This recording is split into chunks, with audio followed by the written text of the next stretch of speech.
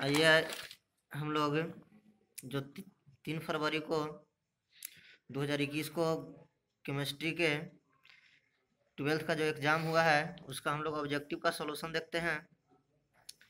देखिए यहाँ आपका क्वेश्चन जो है कोड बिग है। देखिए फर्स्ट क्वेश्चन है आपका बेर आबादार ठोस का उदाहरण है, तो इसका उदाहरण हो जाएगा रबर। अभिक्रिया C2H5Br KOH एल्कोहलिक यानी समझिए कि आपको पढ़ाया गया होगा विलोपन अभिक्रिया।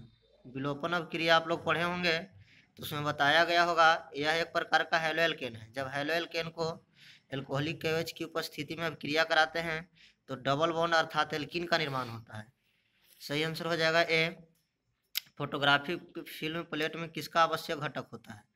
तो इसका आवश्यक घटक है silver bromide AgBr। Next question है किस कोटि की अभिक्रिया के लिए वेग तथा वेग स्थिरांक की इकाई समान होती है? तो शून्य कोटि में आप देखिएगा इसका अभिक्रिया का दर का भी मात्रक होता है मोल प्रति लीटर प्रति सेकंड, जिसको आर से इंडिकेट करते हैं, और अभी वेग स्थिरांक का भी मात्रक होता है मोल प्रति लीटर प्रति सेकंड, जिसे हम लोग के से इंडिकेट करते हैं। सही आंसर शून्य कोटि। निम्न में किसमें एल्डोल संघनन अभिक्रिया होता है? तो एल्डोन संघनन अभिक्रिया होता है अल्फा हाइड्रोजन वाले या अल्फा कार्बन वाले एल्डिहाइड, वैसे एल्डिहाइड जो अल्फा कार्बन वाला है। तो अल्फा कार्बन वाला इसमें देखिए एल्डिहाइड जो आपको मिल रहा है यह तो एल्डिहाइड है नहीं, यह एल्डिहाइड है, तो यह बिना अल्फा वाला है। तो आपका देखिए अल्फा वाला एल्डिहाइड जो है डी में है। उसके बाद है क्लोरीन अमोनिया के अधिकता से अभिक्रिया करके क्या बनाता है? तो क्लोरीन जब अमोनिया की अधिकता से अभिक्रिया करता है तो आपका प्रोडक्ट मिलता है NH4Cl, मतलब ammonium chloride plus N2। C answer. कौन ताप द्वारा प्रभावित नहीं होता है? बोलिए, बहुत इजी क्वेश्चन है। मोललता, इसमें द्रव्यमान होता है और द्रव्यमान है जो ताप से प्रभावित नहीं होता है। नेक्स्ट क्वेश्चन है अभिकारक अणुओं को उत्पाद में परिवर्तित होने के लिए आवश्यक न्यूनतम ऊर्जा होती है। आप याद कीजिए संक्रियन ऊर्जा आपको पढ़ाए होंगे, एक्टिवेशन एनर्जी। उसमें आपको बताया गया होगा कि जब किसी रासायनिक अभिक्रिया के दौरान किसी रिएक्टेंट की ऊर्जा कम जाती है तो उसे बाहर से हम लोग ऊर्जा दे करके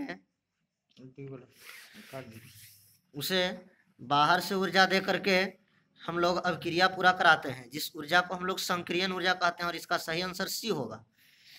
उसके बाद है भौतिक अधिशोषण में लगभग ऊष्मा उत्सर्जित होता है 20 से 40 किलो जूल। उसके बाद है SN2 क्रियाविधि में निर्माण होता है। तो SN2 क्रियाविधि में SN1 SN2 आप पढ़े होंगे, तो बोलो कार्बोधनायन नहीं होता है, कार्बोनिनायन भी नहीं होता है, मुक्त मूलक इसमें नहीं बनता है, यानी इसका सही आंसर हो जाएगा संक्रमण अवस्था। नेक्स्ट क्वेश्चन आपका है निम्न में कौन यौगिक जल में विलय है? बोलिए, जल में विलय कौन होगा? जिसमें हाइड्रोजन बॉन्ड बनता है। इसमें हाइड्रोजन बॉन्ड नहीं है, इसमें भी नहीं है, इसमें भी नहीं है, आपका हाइड्रोजन बॉन्ड डी में बन रहा है। बोलिए, कार्बोनिल के कार्बन पर कौन सा प्रसंकरण होता है? बोलिए, यहाँ कार्बन देखिए डबल बॉन्ड से कनेक्ट है, तो डबल बॉन्ड वाले कार्बन का प्रसंकरण क्या हो जाता है? sp2। नेक्स्ट है फॉर्मल्डिहाइड को NaOH के जलीय NaOH के विलयन के साथ गर्म करने पर प्राप्त होता है। तो देखिए रिएक्शन आपको दिया है कैनिजरो रिएक्शन। कैनिजरो रिएक्शन जब आप पढ़े होंगे तो उसमें बताया गया होगा कि जब फॉर्मल्डिहाइड मतलब HCHO को अभिक्रिया कराते हैं NaOH के साथ तब आपका बनता है, बोलिए, मेथेनॉल, जिसे मेथिल एल्कोहल कहते हैं, और प्लस बनता है सोडियम फॉर्मेट, यानी इसका सही आंसर हो जाएगा सी। नेक्स्ट है, बोलिए, ये देख रहे हैं घुमा, मैंने स्ट्रक्चर सिर्फ उल्टा पलटा कर दिया है। स्ट्रक्चर जो आप देख रहे हैं स्ट्रक्चर है बेंजीन डायजोनियम सॉल्ट का, बेंजीन डायजोनियम सॉल्ट का। देखिए C6H5N मतलब नाइट्रोजन 2 है, क्लोरीन 1 है, तो बेंजीन डायजोनियम सॉल्ट को यहाँ देखिए H3O प्लस कर दिया है, मतलब जल के साथ अम्ल के प्रेजेंट में इसको जोड़िए तो H क्या हो जाएगा 3 गो, और उसके ऊपर हो जाएगा पॉजिटिव आयन। जब बेंजीन डायजोनियम सॉल्ट को जल के साथ अम्ल की उपस्थिति में क्रिया कराते हैं तो आपको बनता है प्रोडक्ट बाबू फिनॉल। क्या बनता है? फिनॉल, तो सही आंसर बी हो जाएगा। रासायनिक अधिशोषण में कितने परतें होती है, ये भी क्वेश्चन अच्छा समझना है। बोलिए अधिशोषण दो प्रकार का, तो अधिशोषण किस परत में होता है, बाहरी परत में। तो बोलिए चाहे वो भौतिक अधिशोषण हो या रासायनिक अधिशोषण हो, दोनों एक ही परत में होता है। यदि शोषण कहता तब उसके लिए परत दो हो जाता। शोषण एक आंतरिक सतह में होता है, एक बाहरी सतह में होता है। बेकेलाइट फिनॉल से किसके साथ है अभिक्रिया द्वारा प्राप्त होता है। याद कीजिए बेकेलाइट आपको पढ़ाए होंगे, तो बेकेलाइट बनता है फिनॉल से। फिनॉल को जब हम लोग अभिक्रिया कराते हैं बोलिए HCHO के साथ, फॉर्मल्डिहाइड के साथ, तब आपका बनता है बेकेलाइट। इसका स्ट्रक्चर थोड़ा सा जटिल होता है, इस तरह का बहुत सारा आपस में क्या हो जाता है, कनेक्ट हो जाता है। इसी में आप पढ़े होंगे कि नोवोलैक, पहले फर्स्ट स्टेप में नोवोलैक निर्माण होता है, उसके बाद फिर आपका बेकेलाइट बनता है, यानी इसका सही आंसर हो जाएगा फॉर्मल्डिहाइड सी। इसमें देखिए उप्स, यानी इसका निकालना है ऑक्सीकरण संख्या, ऑक्सीकरण अवस्था, तो निकालिए। निकेल का हो जाएगा x, बोलिए पोटेशियम 4 है तो +4 हो जाएगा, साइनो का होता है -1 4, ऊपर कुछ ना है तो 0, बोलिए प्लस माइनस कैंसिल हो जाएगा, x इक्वल टू क्या हो जाएगा 0, इसका सही आंसर ए। नेक्स्ट क्वेश्चन है कौन अत्यधिक क्षारीय है, तो बोलिए अत्यधिक क्षारीय होता है 2 डिग्री में। तो इसमें देखिए ये तो है लेकिन क्लोज चेन है, बेंजीन के साथ ही जुड़ा हुआ है, तो बेंजीन वाला तो होगा नहीं। तो यहाँ देखिए जो एमीन है ये 1 डिग्री है और यह 2 डिग्री है, तो 2 डिग्री हो जाएगा आपका सबसे अधिक क्षारीय। मोनोहाइड्रिक एल्कोहल, बोलिए मोनो का मतलब क्या है, एक OH वाला, तो एक OH वाला आप ले लीजिए CH3OH या C2H5OH या C3H7OH, इसका स्ट्रक्चर बनाइए तो क्या हो जाएगा 2 दूना 4 1 5, 2 गुना से 1 ज़्यादा और उसमें कनेक्ट है OH, यानी हो जाएगा ए। दूध किसका उदाहरण है, पायस का। उसके बाद गैलेना, बोलिए गैलेना का सूत्र याद है PbS, बोलिए तो PbS से हमको कौन सा धातु प्राप्त होगा, सीसा Pb। बोलिए ये देखिए क्वेश्चन थोड़ा सा, ये कुछ नहीं है, यह ग्लूकोज का सूत्र दिया हुआ है, आप पढ़े होंगे या पढ़ाए होंगे तो आप याद कीजिए कि ग्लूकोज, देखिए ध्यान दीजिए CH2, यानी इसको गिनिए ना, कार्बन 1 यहाँ है 4 यहाँ, 4 1 5 1 6, हाइड्रोजन गिनिए तो 1 2 3 3 2 चौके 8 है, 4 3 11 1 12, ऑक्सीजन गिनिए 1 यहाँ 4 1 4 1 5 1 यहाँ 6, यानी ग्लूकोज है। जब ग्लूकोज को हम लोग HI के साथ गर्म करते हैं तो आपको नॉर्मल हेक्सेन मिलता है, आप जाके देख सकते हैं जहाँ पे आपको ग्लूकोज पढ़ाया गया है। उसके बाद है निम्न में से किसमें P पाई D पाई बंधन है, तो बोलिए जी D ऑर्बिटल कहाँ से आपको उपस्थित मिलता है, तो D ऑर्बिटल आपको उपस्थित मिलता है 3 कक्षा से, तीसरा कक्षा से। तो बोलिए आप नाइट्रोजन देख लीजिए, कार्बन देख लीजिए, बोरॉन देख लीजिए, ये सब है। इसमें है जो तीसरा कक्षा क्या होता है, ये तीसरा कक्षा में नहीं होता है, यानी इसका इलेक्ट्रॉन दूसरे कक्षा तक फैला होता है, अर्थात तीसरा कक्षा तक फैलने वाला इलेक्ट्रॉन है सल्फर का, अर्थात इसमें है जो P पाई D पाई बॉन्ड बनेगा। वर्ग 16 के तत्व कहलाते हैं, क्या कहलाते हैं, याद कीजिए कैल्कोजेंस, 15 को निकोजेन, 17 को हेलोजन। उसके बाद प्रथम संक्रमण श्रेणी में उच्चतम ऑक्सीकरण अवस्था, सबसे अधिक ऑक्सीकरण अवस्था किसका होता है, तो मैग्नीज का। बोलिए पूरे आवर्त सारणी में बात किया जाए तो सबसे अधिक मैग्नीज का होता है, +2 से +7 तक। फिर उसके बाद है निम्न में किस तत्व में फोरेफ ऊर्जा स्तर, बोलिए आप देखे होंगे F ब्लॉक में 2 श्रेणी होता है, एक होता है लैंथेनाइट्स और एक एक्टिनाइट्स। तो 4F को कहा जाता है लैंथेनाइट्स और 5F को कहा जाता है एक्टिनाइट्स, यानी 4F हो जाएगा लैंथेनाइट्स। इसमें देखिए निकालना है उप सहसंयोजन संख्या, मतलब कोऑर्डिनेशन नंबर। तो कोऑर्डिनेशन नंबर किसको कहते हैं, लिगैंड की संख्या को। तो लिगैंड इसमें कितने हैं, 3 हैं। अब बोलो 3 लिगैंड है, ऑक्जेलेटो कैदंती है, द्विदंती है, तो 3 दूना 6 हो जाएगा, यानी इसका सही आंसर हो जाएगा डी। नेक्स्ट देखा जाए किसी सेल अवक्रिया की साम्यावस्था पर सेल का विद्युत वाहक बल, बोलिए साम्यावस्था पर सेल का विद्युत वाहक बल 0 होता है। उसके बाद कैल्शियम फॉर्मेट के शुष्क आसवन से प्राप्त होता है। देखिए कैल्शियम फॉर्मेट जो होता है सूत्र HCOO2C है, इसका जब स्ट्रक्चर बनाइएगा तो HCOO फिर Ca फिर HCOO, यहाँ से निकल जाता है आपको CaCO3 के रूप में। तो CaCO3 यहाँ से निकाल दीजिएगा तो आपको क्या बचेगा CaCO, यानी यहाँ से कार्बन निकालना पड़ेगा, तो आपको बच जाएगा HCHO, यानी HCHO, सही आंसर ए। इसमें देखिए ABC तत्वों का मानक अपचयन विभव मान दिया हुआ है, तो आप इसको ऐसे याद कर लीजिए कि जिसका अपचयन विभव मान जितना ज़्यादा होगा उसका अपचयन शक्ति उतना ही कम होता है, जिसका कम होगा उसका ज़्यादा होगा। तो तीनों में बोलिए सबसे कम वाला का ज़्यादा होगा, जिसका अपचयन विभव कम है उसका अपचयन शक्ति ज़्यादा होगा। तो सबसे कम अपचयन विभव बी का है, तो इसका सबसे ज़्यादा अपचयन शक्ति होगा। इसके बाद फिर किसका है, इसके बाद फिर आपका हो जाएगा बी के बाद हो जाएगा बी के बाद हो जाएगा फिर यहाँ सी, और सी के बाद हो जाएगा आपका ए, डी आंसर। उसके बाद देखिए एंजाइम क्या है, प्रोटीन। सल्फाइड एस्को का सांद्रण किया जाता है फेनुत्प्लावन विधि द्वारा। टिंडल पाया जाता है, बोले विलियन में नहीं, अवक्षेप में नहीं, वाष्प में नहीं, सॉल। सॉल देखिए सॉल एक प्रकार का कोलाइड होता है, और कोलाइड में आपको बताया हम कि कोलाइड में टिंडल प्रभाव पाया जाता है। उसके बाद है एल्किल हैलाइड तथा सोडियम धातु। याद कीजिए उर्ज रिएक्शन एल्काइल, एल्काइल का मतलब एल्काइल हैलाइड यानी RX, इसको सोडियम धातु के साथ अभिक्रिया कराते हैं। तो बोलिए यह कौन सी रिएक्शन कहलाता है, उर्ज रिएक्शन। उसके बाद देखिए क्रोमियम की ऑक्सीकरण संख्या निकालिए। क्रोमियम का ऑक्सीकरण संख्या तो x मानेंगे, H2O का 0 होता है, Cl हो जाएगा -2, H+2 +1। तो इधर से जाएगा प्लस, -2 है तो उधर प्लस, यानी हो जाएगा आपका +3, बी हो जाएगा। देखिए ये क्या है, हेलोएरिन्स है। हेलोएरिन्स को सोडियम के साथ ईथर की उपस्थिति में क्रिया कराते हैं। तो यहाँ पे देखिए आपको क्या बन रहा है, डाईफिनाइल। तो आप जाके देखिएगा रिएक्शन आपको पढ़ाया गया होगा फिटिंग रिएक्शन, उसमें आपको एकदम हूबहू यही मिल जाएगा। उसके बाद देखिए फिनॉल को सैलिसल्डिहाइड निम्नलिखित में से किस अभिक्रिया के द्वारा परिवर्तित किया जाता है। तो देखिए याद कीजिए, एक पढ़े होंगे आप कोल्वे रिएक्शन, तो कोल्वे रिएक्शन से सैलिसल्डिहाइड नहीं बनता है, उससे बनता है सैलिसिलिक एसिड।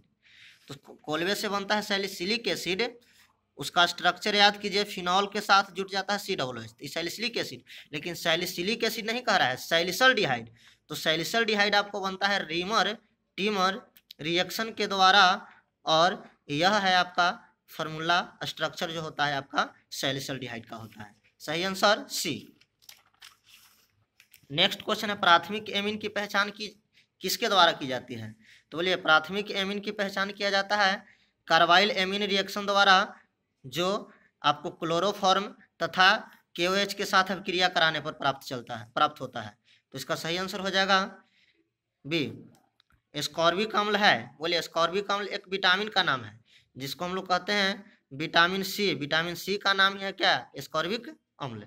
उसके बाद है वह पदार्थ जो शरीर के ताप को यानी बुखार को कम करता है, ज्वरनाशी। नेक्स्ट है रवा में जब इलेक्ट्रॉन ऋणायन द्वारा खाली स्थान में पकड़ लिया जाता है तब कौन सा दोष होता है। देखिए शॉर्टकी नहीं होगा, फ्रैंकल नहीं होगा। याद कीजिए शॉर्टकी में आपको क्या बताया गया था, किसमें से धनायन और ऋणायन दोनों गायब हो जाता है। फ्रैंकल में आपको बताया था कि धनायन अपने स्थान से हटकर अंतरकाशी में चला जाता है। यहाँ पे बात किया जा रहा है इलेक्ट्रॉन को। तो इलेक्ट्रॉन है जो आपको बताए होंगे कि धन माने कोई आयनिक कंपाउंड है, और उसमें से बोलिए कोई ऋणायन कण गायब हो जाता है, तो उसे उदासीन बनाने के लिए इस जगह पे हम लोग क्या करते हैं, इलेक्ट्रॉन को डालते हैं। तो इस जगह को क्या कहा जाता है, F केंद्र कहा जाता है। इसमें देखिए CaNO3 के हॉल्ट में वांट ऑफ गुणांक को I से इंडिकेट करते हैं, निकाला जाता है इसको। देखिए CaNO3 का हॉल्ट, इसको जब ब्रेक कीजिएगा तो आपको मिलेगा Ca+2 + NO3 -1। यहाँ पे बैलेंस करना पड़ेगा, यहाँ 2 लगा के। तो देखिए जो प्रोडक्ट है उसका आयन, तो कैल्शियम 1 मतलब मोल, आयन नहीं मोल। तो कैल्शियम 1 मोल है और नाइट्रेट 2 मोल है। उसके बाद जो रिएक्टेंट है उसका मोल। तो इसको जब कैलकुलेट कीजिएगा तो आपको क्या प्राप्त होगा, 3 प्राप्त होगा। उसके बाद मानव शरीर नहीं उत्पन्न करता है विटामिन। देखिए रेडॉक्स रिएक्शन दिया हुआ है। रेडॉक्स रिएक्शन किस में होता है, डेनियल सेल में। CH3CN के अवकरण से प्राप्त होता है। बोलिए CH3CN का अवकरण मतलब हाइड्रोजन से रिएक्ट कराएंगे। तो देखिए यहाँ पे आपको बन जाता है कितने कार्बन वाला है, 2 कार्बन वाला है। तो उतना ही कार्बन में आपको एमीन बनता है। तो 2 कार्बन में एमीन क्या बनेगा, C2H5NH2। C सबसे प्रबल अम्ल है, तो सबसे प्रबल अम्ल HClO4 होता है। फिर इससे थोड़ा सा दुर्बल होता है HClO3, फिर उसके बाद HClO2, और सबसे कम होता है HClO। इसमें देखिए आपका न्यूमेरिकल है, इतना ग्राम चीनी के घोल में इतना ग्राम चीनी, तो घोल का मोलर सांद्रता। तो बोलिए चीनी है इतना ग्राम चीनी के घोल में इतना ग्राम चीनी, तो मोलर, मोलर नहीं मोलल होगा, क्या होगा, मोलल। क्यों, क्योंकि यहाँ पे बोलिए इतना ग्राम चीनी के घोल में, यानी घोल सॉल्यूशन दिया हुआ है बिलियन, विलियन आपका है 234.2 ग्राम, और इतना ग्राम चीनी है, चीनी आपका है 34.2। तो आपको निकालना पड़ेगा इसका, जब मोल निकालिएगा तो मोल हो जाता है ग्राम में भार बटा सूत्र भार। तो इसका सूत्र भार होता है 342, कटेगा नीचे आ जाएगा 10, 1/10 हो जाएगा। तो विलय के मोल की संख्या बटा विलायक का द्रव्यमान, तो विलायक का द्रव्यमान है आपको इतना। तो इसके बाद हो जाएगा यहाँ, इसको कैलकुलेट जब कीजिएगा तो 10 चल जाएगा ऊपर,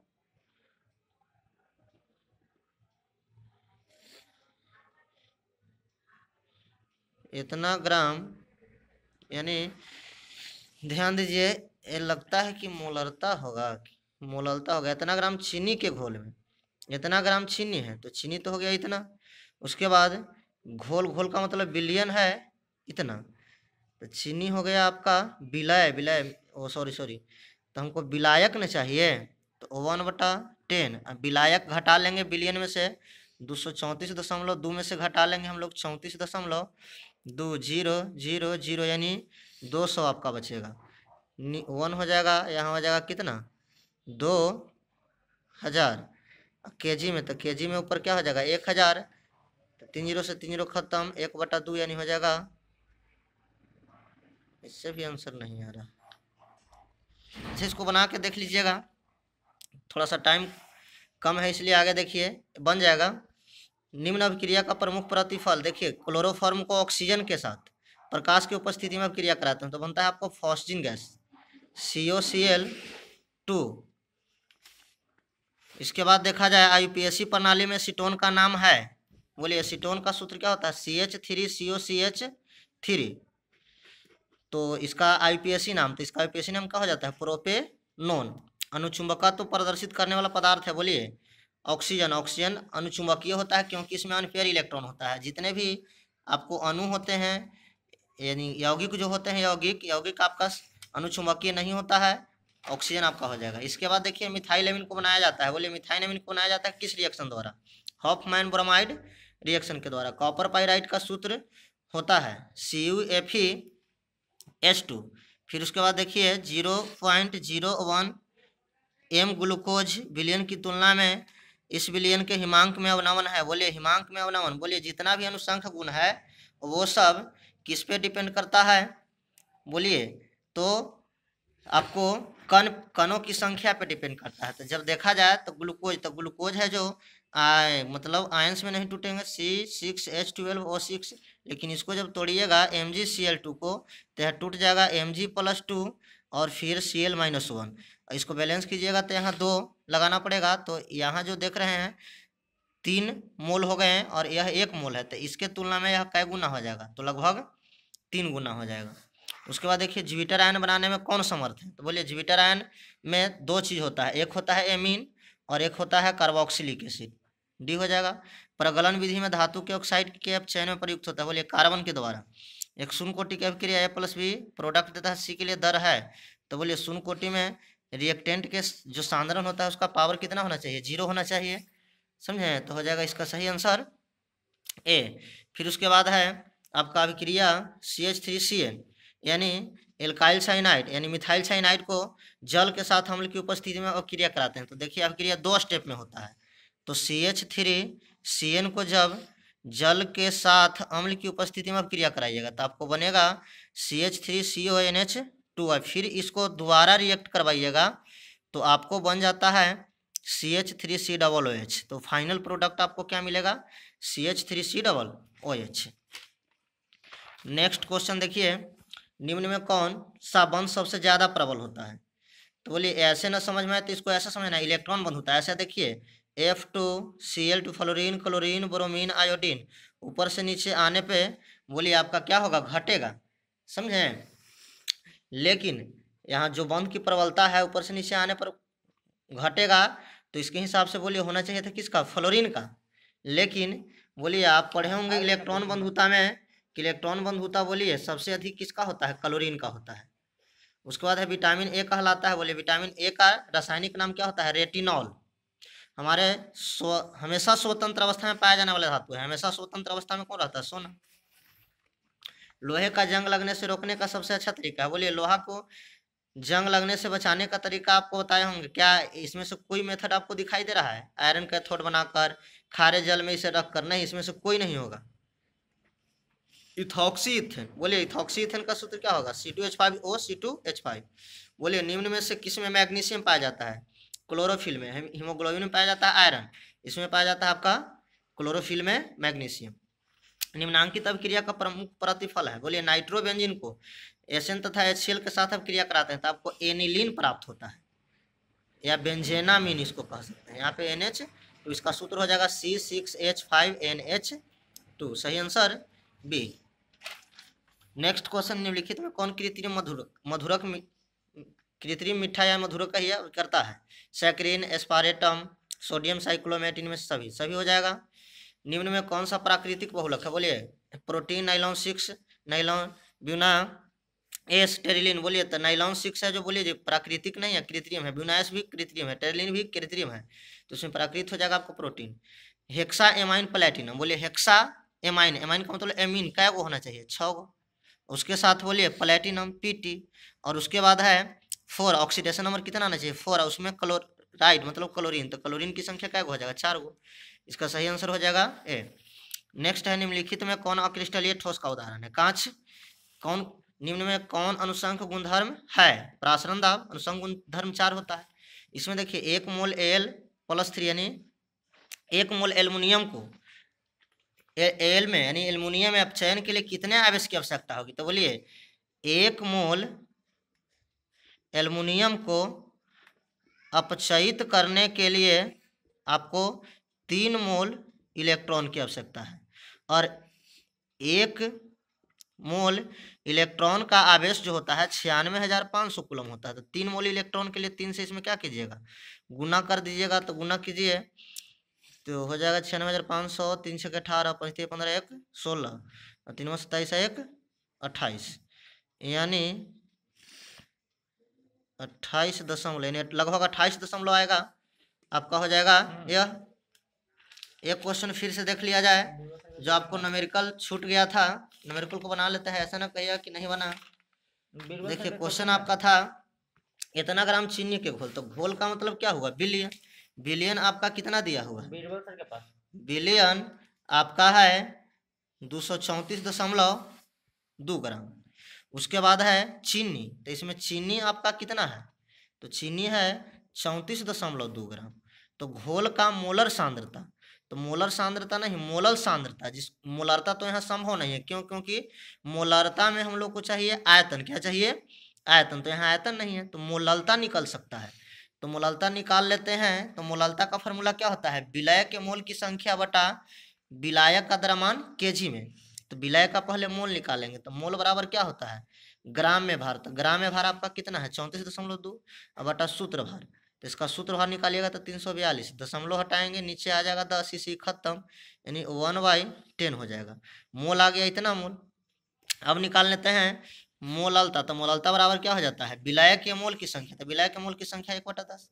विलायक का द्रव्यमान, तो विलायक का द्रव्यमान निकालना पड़ेगा ना, तो घटा के निकालेंगे 234.2 में से 34.2 0 0, और फिर उसके बाद हो जाएगा 0 2 यानी 200 बटा 1, तो हो जाएगा आपका पहली गुनी चौथी संख्या 1 गुना 1 और 10 गुना 200। अब बोलिए विलायक का द्रव्यमान kg में चाहिए ग्राम में, तो इसको 1000 से ऊपर क्या करना पड़ेगा? गुना 2 1 3 0 से 3 0 खत्म, 1/10 यानी 0.5 आएगा। ऑप्शन ही नहीं है ये आंसर, या तो आंसर गलत है या तो क्वेश्चन गलत है इस पे। ठीक है, धन्यवाद।